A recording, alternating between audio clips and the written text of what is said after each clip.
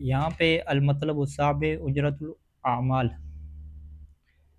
یعنی پہلے جو تھی نا اجرت، وہ اجرت علی الاعیان تھی، ابھی کیا اجرت علی العمل ہے۔ اس میں صورتحال کیا بنتی ہے کہ ایک انسان جو ہے نا وہ عمل جو اس نے ایڈوانس کرنا ہے اس کی ایڈوانس تنخواہ لے لیتا ہے، ٹھیک ہے، ایڈوانس تنخواہ لے لی، یعنی 3 مہینوں کی اس نے ایڈوانس تنخواہ نکلوا لی اور ابھی اس نے 3 مہینے کام کرنا ہے، تو کیا یہ تنخواہ جو ہے نا اس کا رب شمار ہوگی یا نہیں ہوگی؟ ٹھیک ہے، تو اگر اس کو آپ غور سے دیکھیں تو آپ کو یہی سمجھ آئے گی کہ بھئی جب اس نے ابھی عمل کرنا ہے، عمل دینا ہے، تو یہ گویا کہ تنخواہ ادھار پہ لے لی، ایک طرح سے قرض ہی ہوگی، ٹھیک ہے۔ ہاں، اس کے قرض کے بدلے میں تنخواہ تو نہیں دے گا، عمل اپنا دے گا، ٹھیک ہے، تو لہٰذا ہم اس تنخواہ کو جو ہے وہ رب شمار نہیں کریں گے، ٹھیک ہے۔ ہم کہیں گے کہ بھئی جتنا عمل اس نے کر لیا ہے نا وہ تنخواہ اس کی رب بنتی جائے گی، اور جتنا عمل باقی ہے اس کے حساب سے جو تنخواہ ہوگی نا وہ مائنس کر لے گی۔ جی جی، ایڈوانس جو لیا تھا، ہاں، فرض کریں اس نے سال کی تنخواہ ایڈوانس لے لی اور 2 مہینے بعد خمس کی تاریخ آ گئی، 2 مہینے تو یہ کام کر چکا نا، 2 مہینے والی تنخواہ ہے وہ تو کیا نام ہے اس کا خمس واجب ہو جائے گا، ٹھیک ہے، اگر وہ بچی ہوئی ہے۔ باقی جو 10 مہینے کی تنخواہ ہے اس کا نہیں ہوگا، کیونکہ ابھی 10 مہینے کا اس نے کام دینا ہے۔ ایسے ہی وہ نمازوں کی آپ مثالیں لیں کہ اس نے اجارے کی نمازیں کیا لے لیں 6 مہینے کی، سال کی، پیسے تو لے لیا، ابھی نمازیں اس نے نہیں پڑھی، ٹھیک ہے، تو کیا یہ پیسہ اس کا رب شمار ہو جائے گا؟ کیونکہ رب شمار نہیں ہوگا، ابھی نمازیں پڑھی نہیں، تو اس پیسے کو نمازوں کے اوپر تقسیم کر لیں، جتنی نمازیں پڑھتا جائے گا اتنی نسبت سے پیسہ کیا بنتا جائے گا؟ رب شمار ہوتا جائے گا، اور جو اس کے ذمے پہ ہوں گی اس کا کیا ہے وہ بدلے میں جو پیسے ہیں وہ رب شمار نہیں ہوگا۔ تو یہ یعنی جاب میں ایڈوانس تنخواہ میں بھی یہ ہو جائے گا، نمازوں میں یہی ہو جائے گا، یعنی وہ اسی حساب سے دیکھے گا کہ جس حساب سے وہ عمل کر چکا ہے، جو عمل کر چکا ہے اس کے بدلے میں تنخواہ رب شمار ہوتی ہے، اور جو عمل ابھی تک نہیں کیا تو وہ رب ہی شمار نہیں ہوتے۔ تو اس میں کیا ہے وہ آسان بحث ہے، یعنی اس کو رب ہم شمار کرتے ہی نہیں ہیں، تو لہٰذا وہ نقص کو استثناء کرنا اور وہ ساری بحث یہاں پہ ختم ہو جاتی ہے۔ تو سوال یہی ہے کہ اذا اجر المکلف نفسہ، مکلف نے اپنے آپ کو اجرت پہ دے دیا، لعمل، کسی کام کے لیے، اس نے کہا کہ میں یہ کام کروں گا آپ کا، وقبض المال، اور مال کیا اس نے قبضے میں لے لیا، وحل رأس سنت قبل تأدیت العمل، اور عمل ادا کرنے سے پہلے کیا ہوا جی؟ حل رأس سنہ، خمس کی تاریخ آ گئی، فہل یجب الخمس فی الاجرہ التی استلمہا، تو کیا اس اجرت کے اوپر خمس واجب ہے کہ جو یہ لے چکا ہے؟ تو سیدین کے کیا فتویٰ ہوگا کہ لا یجب علیہ خمس الاجرت قبل تأدیت العمل، ہے کہ عمل سے پہلے جو پیسہ لے چکے ہیں نا وہ ادھار کی طرح ہو گیا ہے، اس کے اوپر کیا خمس واجب بھی نہیں ہوگا، اس کو ہم رب ہی نہیں کہہ سکتے، ٹھیک ہے۔ تو اس کی وجہ کیا ہوگی؟ کیونکہ اس کے اوپر رب ہی صدق نہیں کرتا۔ تطبیقی مثالوں میں سوال یہی بنے گا کہ الاجیر الذی یأخذ مالا، اجیر کیا کیا اس نے؟ پیسہ لے لیا، لقضاء السنین من الصلاۃ والصیام، بہت سارے سالوں کی کیا اس نے نمازیں لے لی، وقد مالک مال الاجارت، اور قانون فقہ کا کیا ہے کہ اجرت مال کا مالک تو بن جاتا ہے، جیسے مال مقترض کا مالک بنتا ہے، جو قرضے پہ ہے مالک تو بن جائے گا۔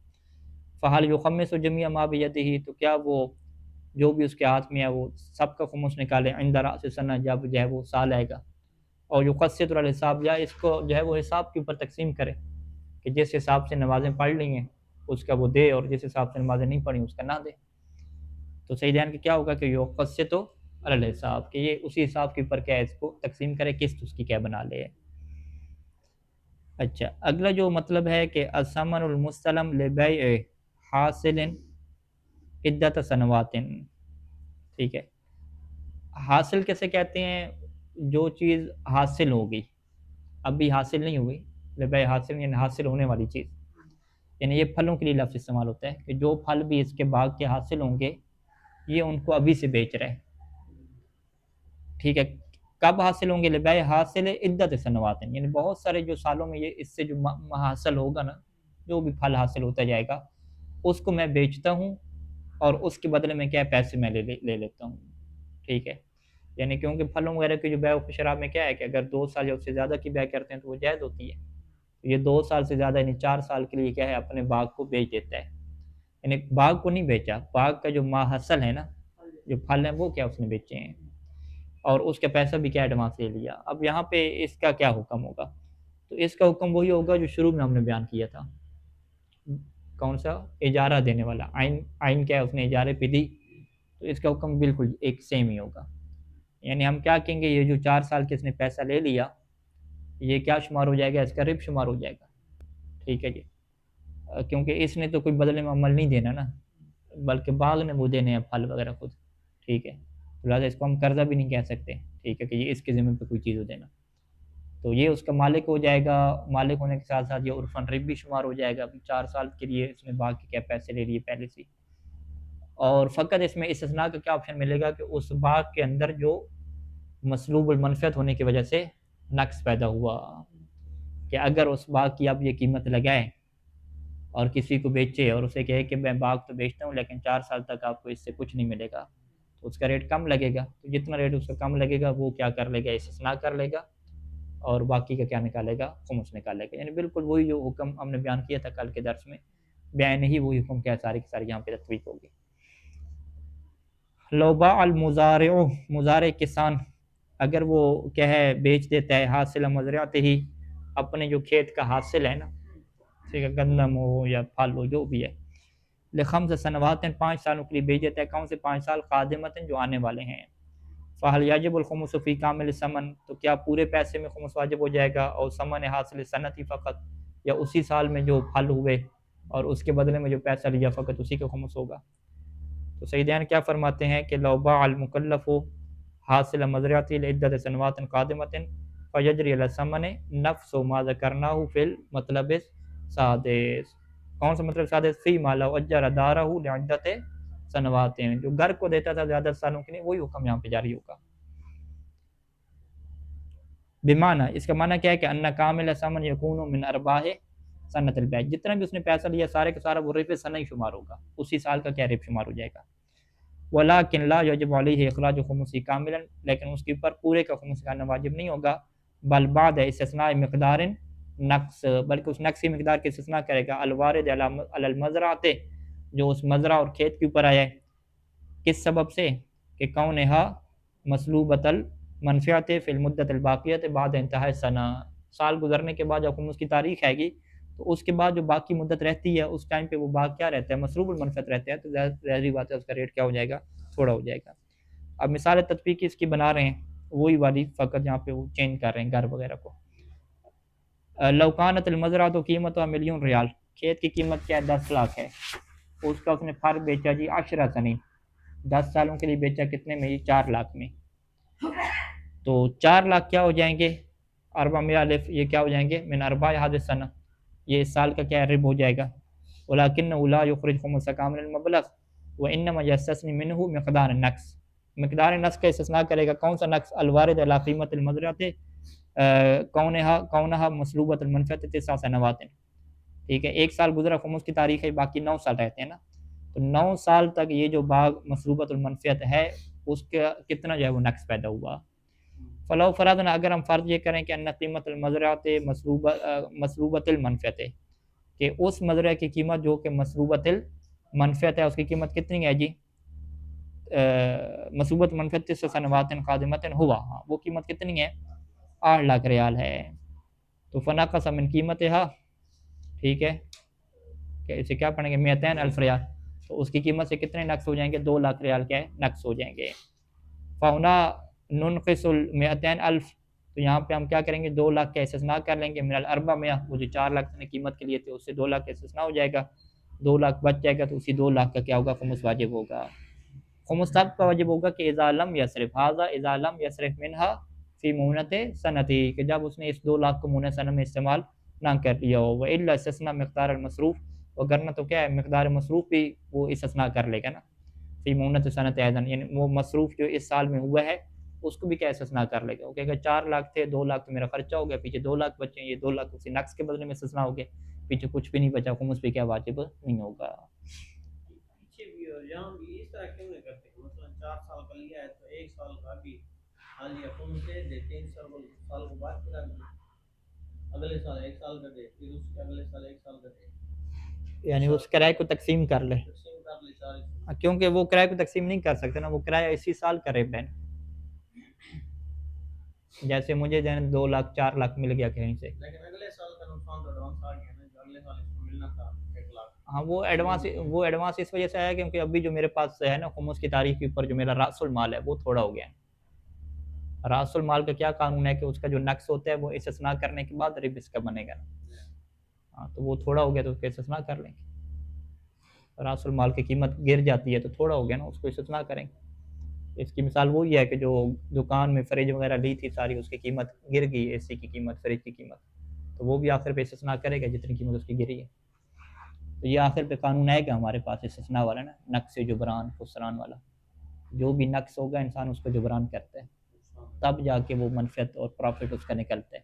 یعنی کاروبار کا طریقہ یہی ہے نا کہ کب کہا جاتا ہے کہ جی اس بندے نے یہ 4 لاکھ کما لیا، تو وہ جو اس کا راس المال ہے اس کا نقصان بھی اس میں ایڈ کرتے ہیں. وہ ایڈ کرنے کے بعد نکالنے کے بعد پھر فیصلہ ہوتا ہے کہ کتنا جو ہے اس نے کمایا. ہاں وہی ہے نا، یہ سہولت ملے گی نا. زکوٰۃ میں یہ سہولت نہیں ملتی نا. زکوٰۃ کیونکہ زکوٰۃ میں رب کی بات ہی نہیں ہے، زکوٰۃ میں سیدھی سیدھی نصاب کی بات ہے. جب آپ بات کرتے ہیں ارباح سنہ کی تو پھر رب سنہ کا موضوع متحقق ہونا چاہیے نا. اسی مسئلے کے ساتھ ساتھ ایک آتا ہے کہ ہمارے پاکستان میں یہ مشہور ہے کہ ابھی کھجور کا موسم ہے. ہمارے پاس گھٹی کی کھجور ہوتی ہے جس کا چھوارا بنتا ہے، اس میں موٹا دھوکا ہوتا ہے.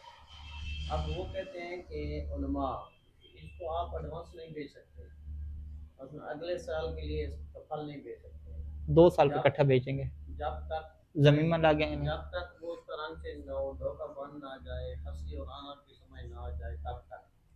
تو پھر ہم ایسے 4 سال کا ایڈوانس کیسے بیچ سکتے ہیں؟ نہیں یہ ہے نا اس میں کتاب المزرع میں ہے کہ 2 سال کا بیچ سکتے، 1 سال کے بیچنے میں پابندی ہے نا. 2 سال کا بیچ سکتے ہیں، 3 سال کا بیچ سکتے ہیں، 1 سال کی منع کیا ہوا ہے. 2 سال کا تو اگلے سال ممکن ہے اندھار آئے، کوئی اور ہے، سارا باغ ہی ختم ہو جائے. ہاں وہ 1 سال کا نہیں بیچ 20 سال سکتے. تو پتہ ہے جو مثلا باغ کھڑا ہے. ایک سال کا بیچ سکتے ہیں، ساتھ زمینہ لگا کے بیچ سکتے ہیں، شاخیں وغیرہ ساری چیزیں. کوئی زمین کے علاوہ زمینہ کے علاوہ پھل 1 سال کا نہیں بیچ سکتے. وہی باطل ہے جو مجھے یاد پڑتا ہے. یعنی یہ منہاج الصالحین میں اس کی دلستانی. اچھا چلیں اس کو دیکھیں. اچھا اس کے بعد وہی سوال جو پیچھے ہوا تھا کہ یہ جو مبلغ اس نے استثناء کر لی، تو اگر یہ پیسہ اس کا بچہ رہے گا، مونہ میں خرچ نہیں ہوگا، تو جب باغ اس کے پاس واپس آ جائے گا، ٹھیک ہے، تو کیا پھر اس کا خمس نہیں دے گا؟ ہمیشہ کے لیے اس کے اوپر خمس ساقط ہو گیا جو نقص اس نے استثناء کیا. تو ہم نے کیا کہا کہ مسلوب المنفعت ہونے کی وجہ سے یہ نقص اس نے نکالا تھا نا. تو جب مسلوب نہیں ہوگا بلکہ اس کی منفعت کیا ہو جائے گی؟ واپس آ جائے گی. تو یہ پھر پیسہ اس نے جو استثناء کیا تھا یہ کیا شمار ہو جائے گا؟ رب شمار ہو جائے گا. تو یہی سوال ہے کہ سقوط الخمس عن المبلغ المستثنى من الاجرت، کہ جو اجرت میں سے اس نے پیسہ استثناء کیا تھا کیا اس کی پر خمس ساقط ہو جائے گا؟ یعنی سوال یہی ہے کہ هل يسقط الخمس عن المبلغ الذي استثناه من الثمن المساوي لنقص قیمت المزرعة وهو 100,000 ریال فی المثال. مثال میں کتنے تھے؟ 2 لاکھ تھے نا، 2 لاکھ اسے استثناء کر لیے تھے. تو کیا اس 2 لاکھ کے اوپر خمس ساقط ہو جائے گا؟ ام یجب اخراج خمس سے، یا اس کے اوپر واجب ہے کہ اس 2 لاکھ کا خمس نکالے آنے والے سالوں میں بعد انقضاء مدت العقد، کہ جب عقد کی مدت ختم ہو جائے اور اقرار کیا ہے اپنی قیمت پہ واپس آ جائے، یعنی باغ اپنی قیمت پہ کیا واپس آ جائے. تو سیدین کیا فرمائیں گے کہ المبلغ المستثنیٰ، یہ جو اس نے پیسے الگ کر کے رکھے تھے 2 صورتیں، یا یہ پڑے ہوئے ہیں یا خرچ ہو گئے. ان صرف فی المونۃ مباشرۃ، اگر تو اسے ڈائریکٹ ہی کیا ہے مونہ میں انسان نے خرچ کر لیا، تو لم یتعلق بھی خمسن، تو پھر تو اس کے اوپر خمس ہی نہیں آئے گا، ختم ہو گئے. اما لو باقی ذالک المبلغ ولم یصرف فی المونۃ، اگر یہ باقی رہ جائے یعنی مونہ میں خرچ نہ ہو، فبعد انقضاء کل سنۃ، تو ہر سال کے گزرنے کے بعد کیا ہو جائے گا؟ یکون معادل النقص لتلک السنۃ المنصرمہ، کہ یہ جو ابھی سال گزر گیا ہے اس میں جو نقص کا معادل ہے نا، نقص کے جو برابر قیمت ہے، وہ کیا ہو جائے گی؟ من ارباح تلک سنہ، وہ اس سال کے کیا ہو جائے گی؟ ارباح میں سے ہو جائے گی. یعنی ہم کیا کہیں گے کہ باغ کا جو نقص تھا وہ ختم ہوتے جا رہے ہیں. ٹھیک ہے جی.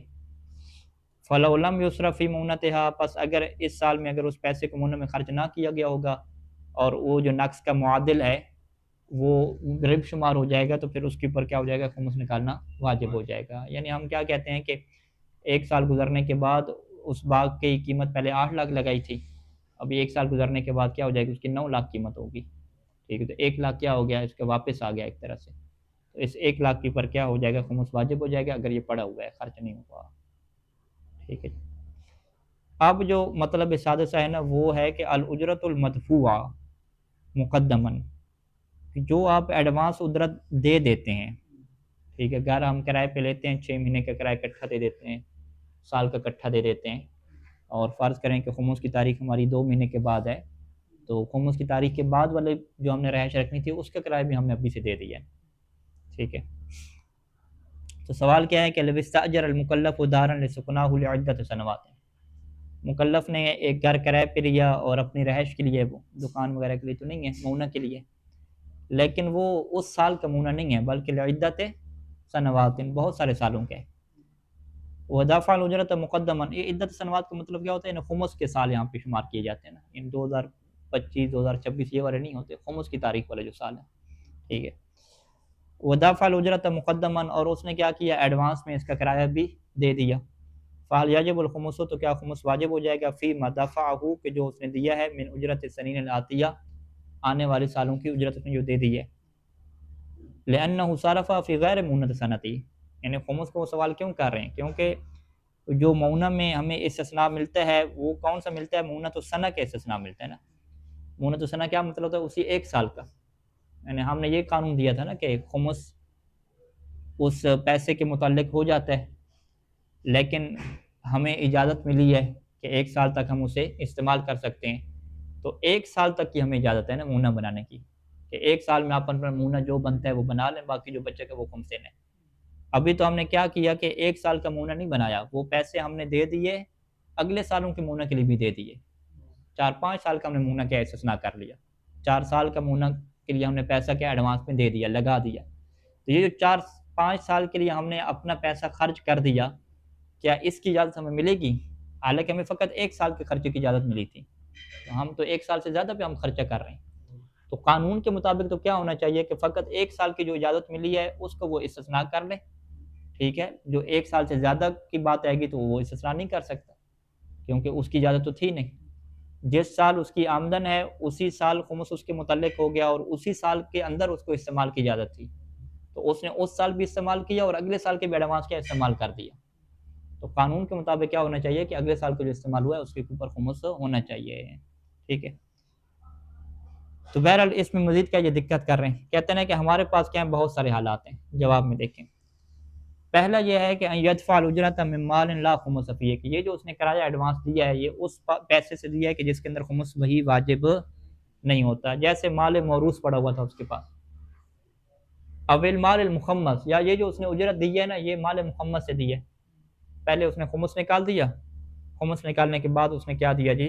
پیسہ کرائے کے طور پہ دے دیا، تو یہاں پر تو کیا کہیں گے؟ خمس واجب نہیں ہے، کیونکہ وہ پیسہ کیا اس نے مخمس لگایا اپنا۔ اچھا، دوسری صورت کیا ہے کہ یدفع الاجرۃ من مال حال علیہ الحول، کہ اس نے اجرت ایسے مال سے دیا ہے کہ جس کے اوپر سال گزر گیا تھا، اور وہ واجب اخراج خمسی، اور اس پیسے کے اوپر کیا ہو گیا تھا؟ خمس کا نکالنا واجب ہو گیا تھا، تو اس صورت میں ہم کیا کہیں گے کہ خود اسی مبلغ کا کیا نکالے؟ خمس نکالیں، ویجب علیہ حینئذ ان یخرج خمس ذلک المبلغ، ٹھیک ہے۔ تیسری صورت کیا ہے کہ یدفع الاجرۃ من القروض، کہ اس نے اجرت کیا دی؟ قرض لے کر دی، ٹھیک ہے جی، اور مکتب سے پیسے ملیں گے تو پھر کیا ان کو دے دیں گے، ٹھیک ہے، یوں قرضے والا نظام چلایا۔ فلا یجب علیہ شیء، پھر بھی اس کے اوپر کچھ بھی واجب نہیں ہے، کیوں؟ لأن القرض لا خمس فیہ، کہ جو انسان قرضہ دیتا ہے یا لیتا ہے، قرضہ جو لیتا ہے اس کے اوپر نہیں ہے، اور یہاں پہ جو اس نے پیسہ دیا ہے وہ قرضہ لے کر دیا ہے نا، وہ اس مالک مکان کو تو قرضہ نہیں دیا نا، اس کو تو اجارے کے پیسے دیے ہیں نا، تو یہ خود اس نے قرضہ لیا ہے نا، تو اب ہم کہیں لین القرض، قرض کیا ہوتا ہے؟ المال المقترض، قرض سے کیا مراد ہے؟ مال مقترض، مال مقترض کے اوپر خمس نہیں ہے نا، لیکن جو مال کیا ہے اس نے قرضے کے طور پہ دیا ہوتا ہے، ٹھیک ہے، جو قرض دیتے ہیں اس کے اوپر کیا ہوتا ہے؟ یہاں پہ دقیق تعبیر کیا لکھنی چاہیے؟ لأن المقترض لا خمس فیہ، کیونکہ جو مال مقترض ہوتا ہے اس کے اندر کیا خمس واجب نہیں ہوتا۔ نعم لو سدد القرض او بعض، لیکن اگر اس نے قرض کیا ہے وہ ادا کر دیا یا بعض سے قرض ادا کیا، من 4 سنت، 4 سنت سے اس نے ادا کر دیا، تو یجری علی مقدار ما سدد من القرض، تو جتنی مقدار کے برابر اس نے کیا کیا ہے وہ تسدید کی ہے نا، تو اس کے اوپر احکام جاری ہوں گے وہ والے کہ ما سنبین فی الحالت التالیہ، جو نیچے والی حالت میں ہم کیا کریں گے؟ بیان کریں گے، بلحاظ المدت المتبقیہ بعد تسدید، کہ تسدید کے بعد کتنی مدت رہتی ہے کہ جو اس نے ابھی قرضہ کے ادا کرنا ہے، ٹھیک ہے، وہ والے احکام جاری ہو جائیں گے۔ اچھا چوتھی اب صورت آ جائیں جو سیدھی سیدھی صورت ہے کہ ان یدفع الاجرۃ من ارباح سنتہ، کہ اس نے اجرت دے دی اسی سال کے ارباح کی، اسی سال جو کمائی ہو رہی تھی، جو راتب تھے وہی راتب اور وہی شہریے اور وہی تنخواہ اسی سال کی اٹھا کے اجرت کے طور پہ دے دی ایڈوانس، یعنی واللتی لم یحل علی الحول، یعنی وہ پیسہ کہ جس کے اوپر کیا سال ہی نہیں گزرا تھا۔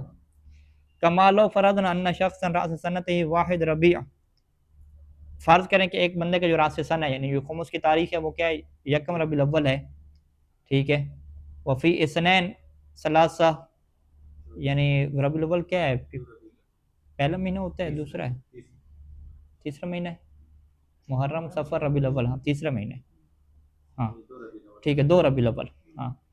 اور دوسری ربیع الاول میں مثال کے طور پہ اس نے کیا کیا، استاجر منزلا، ٹھیک ہے، اس نے گھر کرائے پہ لیا اپنی رہائش کے لیے 4 سالوں کے لیے، اور کرایہ کتنا ہے 4 سالوں کا جی،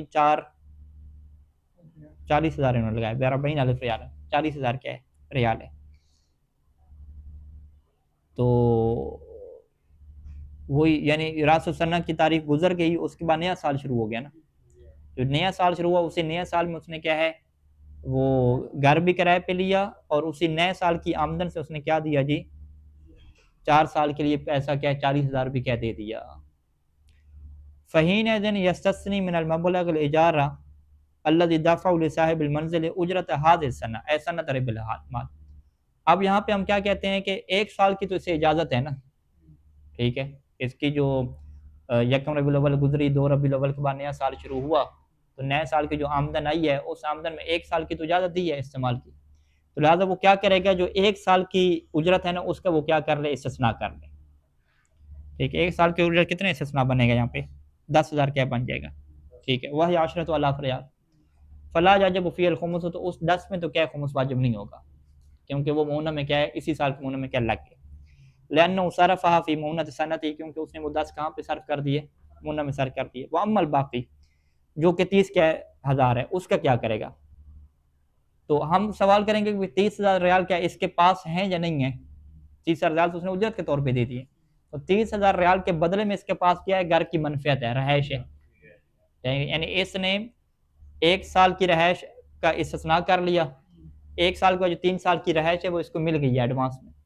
ٹھیک ہے، تو اس کے بعد 30,000 ریال نہیں ہے، بلکہ ریال کی جگہ پہ کیا ہے، اس کے پاس منفعت الدار ہے، یعنی وہ 30 الف ریال فقط تبدلت، یہ جو 30 الف دینار ہے نا، یہ ریال جو ہیں یہ تبدیل ہو گئے ہیں نقود سے کس کی طرف جی، الی منفعت الدار، تو ابھی آپ کیا کہیں گے، فَهُوَ يَمْلِكُ بَدَلَ النُّقُودِ مَنْفِعَةَ هَذِهِ الدَّارِ لِثَلَاثِ سَنَوَاتٍ قَادِمَةٍ، کہ وہ مالک ہے نقود کے بدلے میں کس چیز کا مالک ہے، اس گھر کی منفعت کا مالک ہے، اگلے 3 سال تک، اگلے 3 سال تک یہ گھر کیا اسی کے پاس رہے گا، تو اب ہم یہ نہیں کہیں گے کہ یہ 30,000 ریال کا خمس نکالے، ہم کیا کہیں گے کہ اس منفعت کی جو قیمت بنتی ہے نا اس کا وہ کیا نکالے، ٹھیک ہے، پھر کرایہ لگوائے، پھر کرایہ لگوائے، یہ تو چلاک تھا نا اپنی طرف سے، اس نے کیا ہے کہ میں جو ہے نا ایڈوانس دوں گا نا جب میرا کرایہ تھوڑا پڑے گا نا، ٹھیک ہے، وہ معلم خان بھی کہہ رہا تھا کہ اگر آپ 4 سال کا دیتے ہیں نا تو ہم آپ کو 1 لاکھ کے حساب سے دے دیں گے، ویسے آپ سال کا دیتے ہیں تو 2 لاکھ کے حساب سے بن رہے ہیں،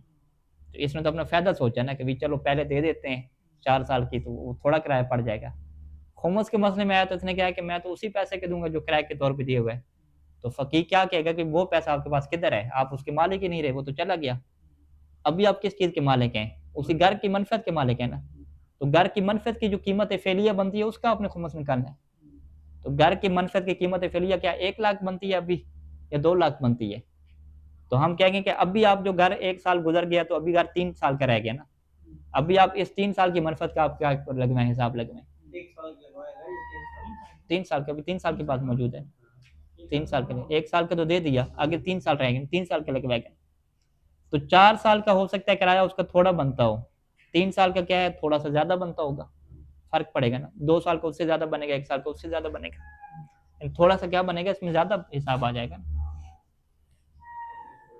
یعنی اب وہ کیا کرے گا کیونکہ وہ 3 سال کی گھر کی منفعت کا مالک ہے نا، فیاجب علیہ تخمیس و منفعت دار لثلاث سنین قادمہ، خمس کی تاریخ سال کے بعد آئی، سال کے بعد میں اس نے چلے 1 لاکھ اس نے نکال لیا، وہ تو خرچہ ہو گیا تھا نا، یعنی 40,000 ہے، 10,000 اس نے نکال لیا، 30,000 بچ گئے نا، 30,000 کے اس کے پاس ہے نہیں، 30,000 کے بدلے میں کیا گھر کی منفیت ہے 3 سال کی. اب وہ جو 3 سال کی منفیت ہے اس کا وہ ریٹ لگوایا ہے,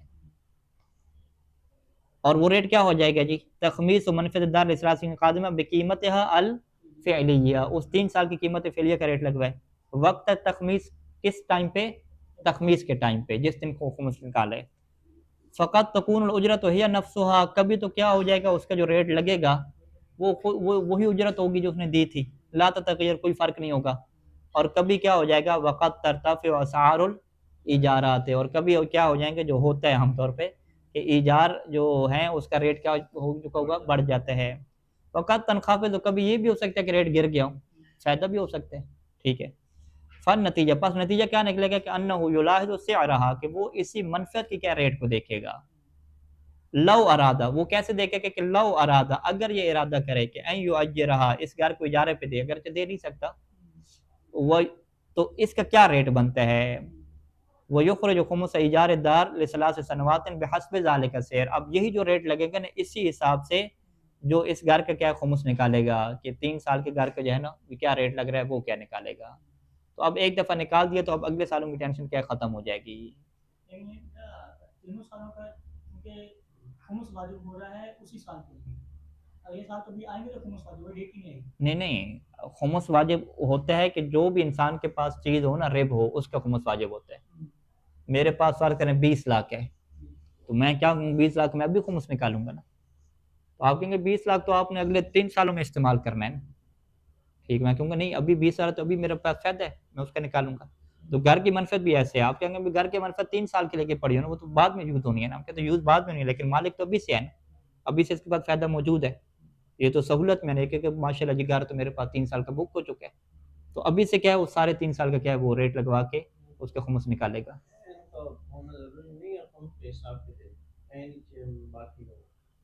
نہیں, کوئی بھی منفعت ہو,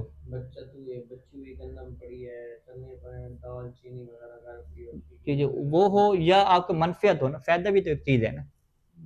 یعنی ایک دفعہ میرے پاس گاڑی ہے, گاڑی کا میں مالک ہوں, یہ بھی ہے. ایک دفعہ گاڑی کا میں مالک نہیں ہوں, گاڑی کی منفعت میرے پاس ہے, انہوں نے مجھے 3 سال کے لیے گاڑی دی ہوئی ہے, میں نے کرایہ پہ دی ہوئی ہے گاڑی, استعمال کر رہا ہوں. تو یہ بھی تو کیا شمار ہوتی ہے, اس میں ایک فائدہ شمار ہوتا ہے نا, کہ میں نے ایک فائدہ لیا ہوا ہے. ٹھیک ہے, اگرچہ آپ کیا کہیں گے وہ عین کی شکل میں کدھر ہے, بھی ہم کہیں گے وہ فائدہ عین کی شکل میں نہیں ہوتا, فائدہ منفعت کی شکل میں ہوتا ہے. کہ آپ کے پاس اختیار ہے اس گاڑی کو استعمال کرنے کا, آپ کے پاس اختیار ہے گھر کو استعمال کرنے کا. تو یہ جو گھر کو استعمال کرنا ہے یہ باقاعدہ ایک چیز ہے نا. ٹھیک ہے, اس کو وہی آئندہ سال, جیسے 20 لاکھ مجھے آئندہ سال فائدہ دیں گے نا. ہر چیز فائدہ آئندہ مستقبل میں دیتی ہے نا چیزیں فائدہ.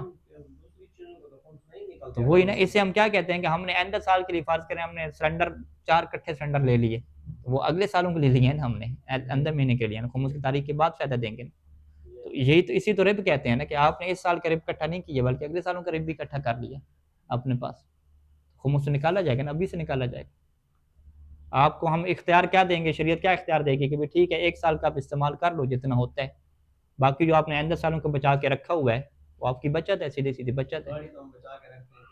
ہاں, گاڑی جو ہے, گاڑی کی آپ نے بچت ہے نا, آپ کی گاڑی کا کرایہ آپ کو نہیں دینا پڑے گا آئندہ سالوں میں, آپ نے ابھی سے کیا بکنگ کروائی ہوئی ہے اس کی. ٹکٹیں جیسے ہم بک کروا لیتے ہیں 6 مہینے بعد کی ٹکٹیں بک کروائی ہوئی سستی ہو جاتی ہیں نا, تو وہ خمس کی تاریخ کے بعد کی ہیں, ابھی سے کروا رہے ہیں, وہ اس سال کا خرچہ تو نہیں ہے نا, آنے والے سالوں کا خرچہ ہے. تو ہم جیسے خمس کی تاریخ ہے کہ ہم یہ ریٹ لگوائیں گے کہ اگر کوئی اس ٹائم پہ کیا ہے اس منفعت کا جو ہے وہ آگے فرض کریں کہ بیچے, اور اس کا کیا ریٹ بنے گا, اس دقیق بحث سے ہٹ کے جو صحیح سلسلہ نے کیا کہ منفعت کو بیچ نہیں سکتے, کرائے پہ دے دیا تھا. ٹھیک ہے,